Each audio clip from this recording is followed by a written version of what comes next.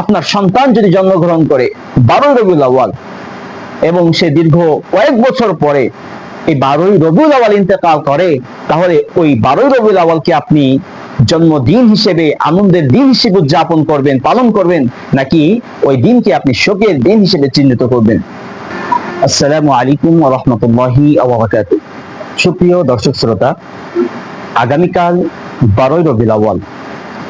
12ই রবিউল আউয়াল উপলক্ষে শরীয়তে নির্দিষ্ট কোনো আমল আছে কিনা আজকের ভিডিওতে আমরা জানার চেষ্টা করব ইনশাআল্লাহ।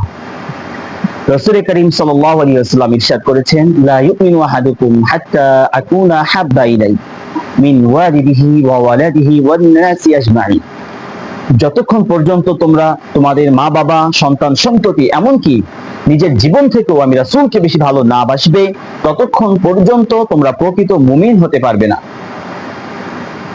আমরা রাসূল সাল্লাল্লাহু আলাইহি ওয়াসাল্লামকে আমাদের জীবন থেকেও বেশি ভালোবাসতে চাই, কিন্তু ওই ভালোবাসার মানদণ্ড কি হতে পারে? আমরা কিভাবে রাসূল সাল্লাল্লাহু আলাইহি ওয়াসাল্লামকে ভালোবাসবো? রাসূল করিম সাল্লাল্লাহু আলাইহি ওয়াসাল্লাম অন্য হাদিসের ভিতরে ইরশাদ করেছেন, মান আহাব্বা সুন্নতি ফাকাদ আহাব্বানি ওয়া মান আহাব্বানি কানা মাই ফিল জান্নাহ।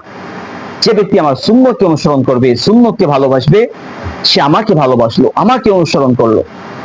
রাসূল সাল্লাল্লাহু আলাইহি ওয়াসাল্লামের ভালোবাসার মানদণ্ড, পদ্ধতি হলো রাসূলের সুন্নতকে অনুসরণ করা। আমাদের সামাজিক জীবন, আমাদের পারিবারিক জীবন, আমাদের রাষ্ট্রীয় জীবন, চলাফেরা, উঠা বসা, সকল ক্ষেত্রে রাসূল সাল্লাল্লাহু আলাইহি ওয়াসাল্লামকে ফলো করা। তাহলেই আমরা রাসূলের প্রকৃত আশিক হতে পারবো। এখন কথা হলো, রাসূল সাল্লাল্লাহু আলাইহি ওয়াসাল্লাম 12ই রবিউল আউয়াল উপলক্ষে নির্দিষ্ট কোনো আমল করেছেন কিনা? 12ই রবিউল আউয়াল উপলক্ষে রাসূল সাল্লাল্লাহু আলাইহি ওয়াসাল্লাম কোনো নির্দিষ্ট আমল করেছেন এমন কোনো প্রমাণ না হাদিসের ভিতরে আছে, না সাহাবাদের আকওয়ালের ভিতরে আছে। এমনকি রাসূলের ইন্তেকালের পরে সাহাবারা এই 12ই রবিউল আউয়াল উপলক্ষে কোনো নির্দিষ্ট আমল করেছেন এমন কোনো প্রমাণ পাওয়া যায় না।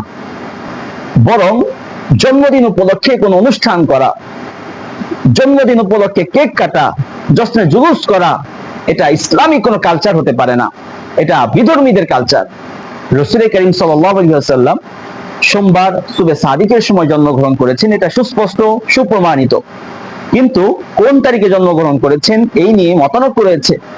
কেউ বলেছেন 8ই রবিউল আউয়াল, কেউ 9ই রবিউল আউয়াল, কেউ 12ই রবিউল আউয়াল, এভাবে অনেকগুলো মত রয়েছে।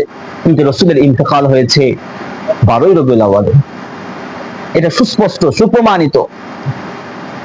এখন আমার প্রশ্ন হলো, আপনার সন্তান যদি জন্মগ্রহণ করে 12ই রবিউল আউয়াল এবং সে দীর্ঘ কয়েক বছর পরে এই 12ই রবিউল আউয়াল ইন্তেকাল করে, তাহলে ওই 12ই রবিউল আউয়ালকে আপনি জন্মদিন হিসেবে, আনন্দের দিন হিসেবে উদযাপন করবেন, পালন করবেন, নাকি ওই দিনকে আপনি শোকের দিন হিসেবে চিহ্নিত করবেন? যেখানে রাসূল সাল্লাল্লাহু আলাইহি ওয়াসাল্লামের ইন্তেকাল হয়েছে 12ই রবিউল আউয়াল, সুস্পষ্ট, সেই দিনে আপনারা আনন্দ উদযাপন করছেন, জশ্নে জুলুস করছেন, জন্মদিন পালন করছেন, এমন কোন প্রমাণ না কোরআনে আছে, না হাদিসের ভিতরে আছে, না সাহাবারা পালন করেছেন। তাহলে রাসূলের জন্ম উপলক্ষে আমরা কি আমল করতে পারি? মুসলিম শরীফের মাঝে এসেছে, সুইলা রাসূলুল্লাহ সাল্লাল্লাহু আলাইহি ওয়াসাল্লাম আন সিয়ামিল ইসনাইন। রাসূল করিম সাল্লাল্লাহু আলাইহি ওয়াসাল্লামকে সোমবারের দিনে রোজা সম্পর্কে জিজ্ঞাসা করা হলো, ইয়া রাসূলুল্লাহ, আপনি যে রোজা রাখেন সোমবারে, এটা কেন? রাসূল সাল্লাল্লাহু আলাইহি ওয়াসাল্লাম বললেন, ফিহি উলিদতু, আমি এই দিনে জন্মগ্রহণ করেছি। তাহলে রাসূল সাল্লাল্লাহু আলাইহি ওয়াসাল্লাম সোমবারে জন্মগ্রহণ করেছেন, এই কারণে তিনি প্রতি সোমবারে রোজা রাখতেন।